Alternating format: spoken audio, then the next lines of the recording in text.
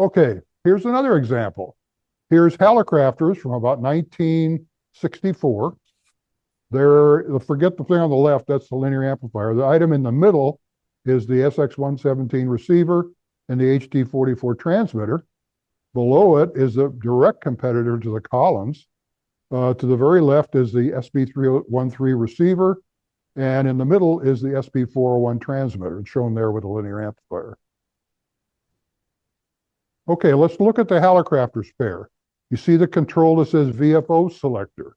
The Hallicrafters was pretty basic. If you have it in the X transmitter position, that switch, then the transmitter controlled VFO on transmit. If you put it in the receiver position, the receiver controlled the VFO on transmit. So actually, that could either transceive off the receiver or operate separately. So it didn't have the ability to operate off of the transmitter VFO. It's interesting, even Hallicrafters couldn't figure that out, because in a service bulletin they put out about this pair, they made a mistake about what that switch does. If you replace the select switch down there to the calibrate position, then you can zero beat the two VFOs. In that particular case, you can only do the tuning with the transmitter VFO. So you do the zero beat with that knob. And that is a true zero beat. Want to do that one more time? That's all you hear there. There's no chattering tone. In the case of the Collins and the Drake, it's a beep, beep, beep, beep, beep, beep, beep, beep, beep, beep. And then when that stops, you zero bit. Was that good? Okay, you do your part and I'll do mine. Okay, now the Heathkit, there's the frequency control. That's a lever switch below the mic level control. On the left is the function switch. So if that frequency control switch is in locked, the receiver VFO controls transmitter frequency. If it's in unlocked, the transmitter controls its own frequency, and the receiver still controls receive. So you place the function control in spot and frequency control in unlocked to sync the receiver and the transmitter VFOs. In that case, you tune the transmitter VFO and that nice tone that goes down to nothing to get zero beat. Okay, as an example of a transceiver, a late transceiver in the time when we're still using vacuum tube equipment, the last TR4, and I think a lot of people that know vintage equipment know about the Drake TR4. There was a TR4 CW, that was one model. The W meant there was a CW filter in there. And then at the CW-RIT, which this one is, there was RIT, receiver incremental tuning, as part of the radio. That's the last version. So in that particular case, you could tune offset, but only by about 5 to 10 kilohertz. So if you're listening to a station and they don't quite sound right to you, you turn on RIT, and rather than fool around changing your transmit frequency and upset the other person, you would just tune it to where you thought it was comfortable. But you only had a few kilohertz to do that. If you wanted wide separation, like let's say that you're working a DX station, and he says, I'm listening 20 kilohertz up. Well, that's pretty hard to do with RIT. That might give you 5 or 10. So in that particular case, I lost it. There we go. We got to get the presentation back there. There we go. All right. All right. Remember that TR4 CW RIT that was there on the other picture? It's now at the upper left-hand corner. There's Drake's remote VFO. It does double duty. The speaker grill is there because there's a speaker in it. And also the power supply for the transceiver fits in the back. But anyway, look at the function control on the VFO. So if it's off, then the transceiver is controlling frequency. If it's on receive, you're receiving off the remote VFO and transmitting off of the, off the VFO in the radio. On receive/transmit, you're transceiving on the RV4C VFO. If you're on XMIT, you're receiving on the TR4CW and transmitting on the RV4C. Now, it's not as complicated if you're using it every day, okay?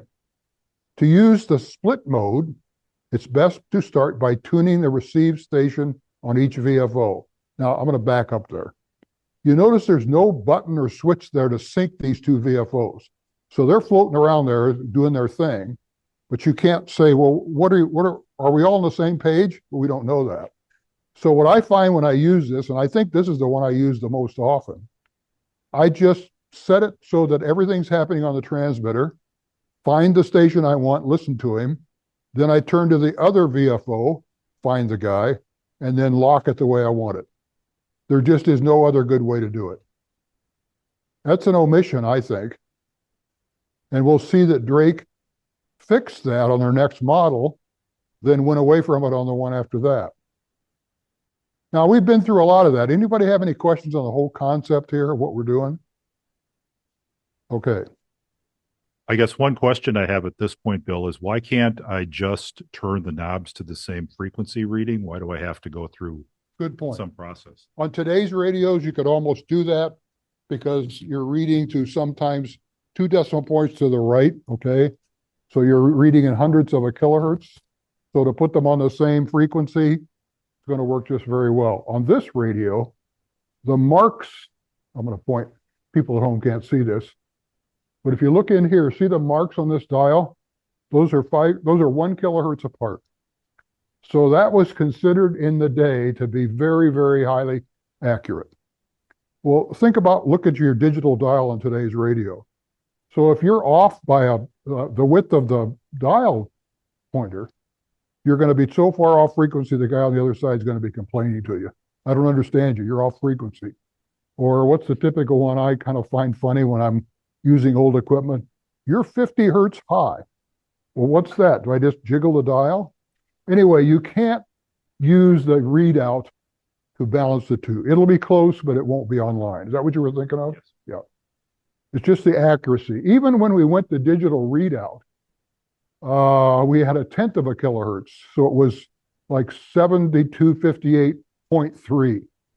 So that's 300 hertz. But if that was 0.1, that would still be 100 hertz off. So it's hard to make that distinction. Oh, we made another movement. It didn't go away. We did good. Okay, now let's look at probably the last, well, it would be the last hybrid or vacuum tube final transceiver. That was from Kenwood. They had a digital VFO. So if you look at the dial there, this number right here is, this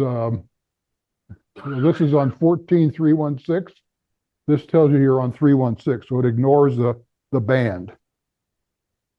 So you get pretty close on that one, but you could be off, we'll say 20 hertz, 20 or 30 hertz or 40 hertz, and you wouldn't really notice it on the dial.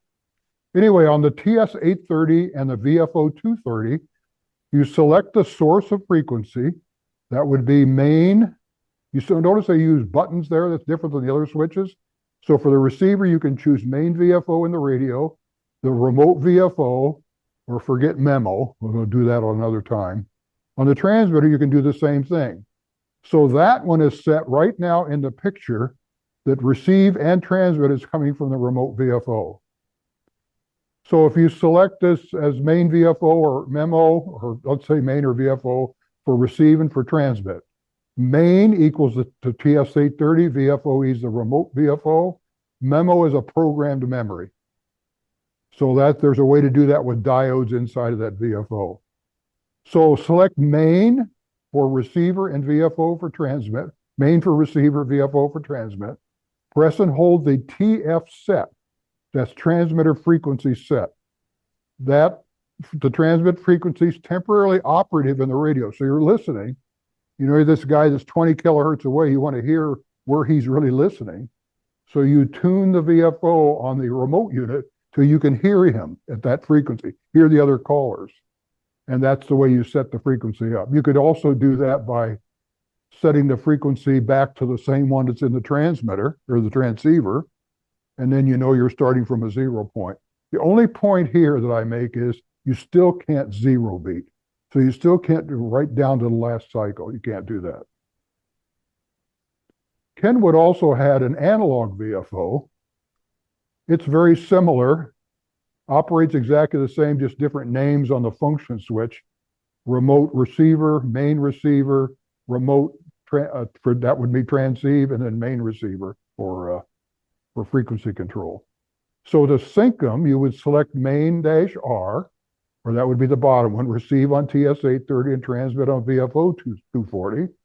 Press the button, hold the button and transmit. Its frequency is temporarily operative, and the receive frequency is on the TS-830S. So you tune the main VFO to the way you want it, to what frequency you want it to be on.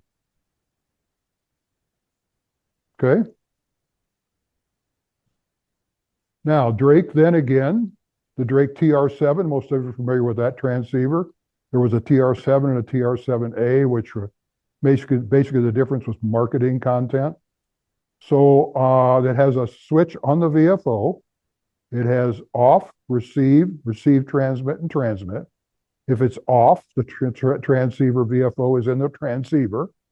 If it's on receive, the receive VFO is being used for receive, and the transmit VFO or the external VFO is running transmit. On receive/transmit, you're transceiving on the external VFO.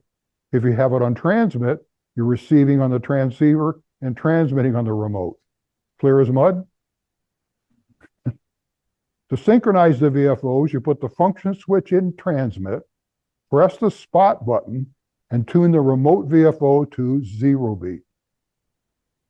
That's right, Greg, pretty close. Yeah, you like doing that A-B switch on the new radios much better. Drake had 3 solid-state transceivers, the TR7, the TR7A, and the TR5. They all work with that same VFO the same way. Later, Drake came out with a digital VFO. All the functions were the same, but it did not have the TF switch. So it did not have the ability to 0 beat at all.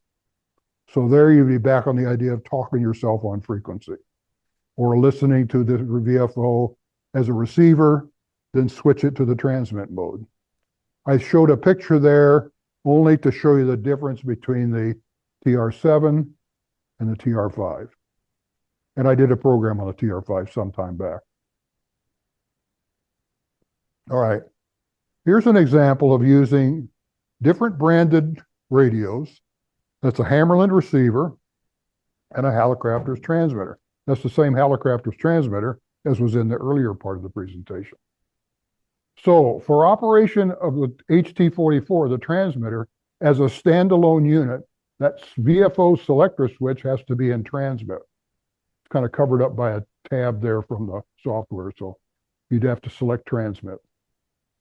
Okay, and then you will go down to the function switch on the transmitter and set it to calibrate, CAL, okay? So the receiver and the transmitter are set to the same mode and function. You set the operation to calibrate, then you would tune either receiver or transmitter to 0 beat. This is where we get into a little bit of trouble. We talked about it a little bit before during the week, Pat and I. And this is an area where you can get some difficulty on CW. I guess you could get it on CW or sideband at the same time. You can get to the point where if you tune to 0 beat, you go down one side and come up the other. So you got the upper and the lower sideband. What do you think happens in CW? Are you on the wrong side? So that's why I said I'm not covering that tonight. I did put the bite on somebody to do it later on. We'll have another program on that. Maybe a short program. And then we'll go back. This is really off the subject, but if you go back far enough, we were using sideband. So in this particular case, here's a big old Hammerland receiver, HQ170, and a big Johnson Valiant transmitter. In this particular case, the oscillator switch, which is the lower left-hand corner on the Valiant, you set that to 0, meaning 0 beat, and tune either the receiver or the transmitter to get a regular 0 beat. In that particular case, you would actually hear the 0 beat come down and go up the other side. But I don't want to mess up that next coming program, okay? So there's the big iron. I wanted to throw that in there tonight because you didn't need to 0 beat that. But let's bring up one more point. If you were off 3 or 4 kilohertz on AM It didn't make any difference. The receiver still sounded fine. This is the way it was. On sideband, it is different. And going back to that zero beat idea, when I use the HT44 with the SX117 that I showed you on here, I'm almost never on frequency when I zero beat. I'm always off enough that it irritates the sender. So I operate them separately. I let him tune me and I follow wherever he goes. It doesn't drift substantially, but it's hard to get it to the point where they hear it correctly by zero beating. I don't know why. Okay, so I threw the 7300 in here because it's very common. A lot of first radios and a lot of older guys use these, or more experienced hams use these. The example here is that you would select the same band on VFO and VFOB. You select VFOA, press the XFC button. That's an ICOM term. Everybody has their own word for that. When you do that, the receiver is suddenly listening on the B VFO, which could be in a different place on the band. So you can suddenly listen to where the guy's transmitting in a split operation. I don't know how many people realize that. It seems like every time I talk to people about that, they've never heard of it. But it's clearly on every ICOM radio, every ICOM single receiver radio. Any questions there? There's a whole other concept out there. I show the FTDX 101MP here, but the ICOM 7610, the new 7760, the Yaesu 101MP and M101D, they all have totally separate receivers for the second receive. The FTDX 5000, I know some of those are in the club. It did too. Going back as far as like the FT 2000, it did, except that its receiver was analog on the B receiver and DSP receiver on the A receiver. That wasn't true of the 5000. But anyway, that's a whole different ballgame. Some similarities, but really if you work DX and operate split a lot, the dual receiver is the way to go. Okay, so that's a lot to think about. Have any questions right now? Or I will also give you the option, if you have a unique setup but can't get split to work, send me a note and we'll work it out together. Okay, that's all I got. Thank you.